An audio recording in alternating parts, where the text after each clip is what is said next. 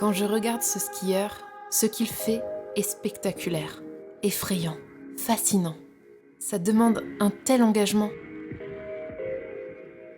Mais quand je le vois au départ, je me demande toujours ce que ça fait, de repousser ses limites chaque jour, de se mettre en danger, et pourtant, de ne pas être le premier. Le Canadien, ça va être chaud.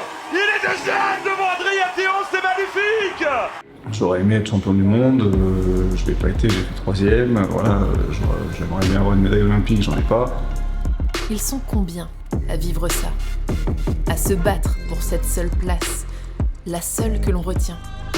J'ai pas atteint tout ce que j'aurais souhaité, comme beaucoup, comme la plupart, à part quelques-uns qui ont réussi à être champion du monde, champion olympique, sinon je pense qu'on a tous cette attente-là.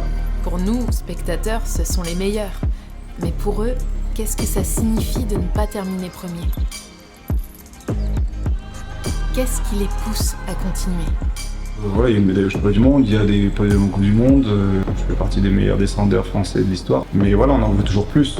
Mais pour moi, il manque des choses et c'est ce pourquoi je suis encore là en fait. Où trouvent-ils la force de rebondir après les chutes qui ont cassé leur corps et probablement leur esprit? L'émulation, les passements de soi. Les descendeurs, on est quand même un groupe hyper soudé. Nous, c'est pas des coéquipiers, c'est vraiment des frères. Magnifique. Podium, Gauthier. La vie de famille, ça se fait, mais c'est compliqué. Il faut trouver quelqu'un qui soit hyper fort, qu'elle soit forte.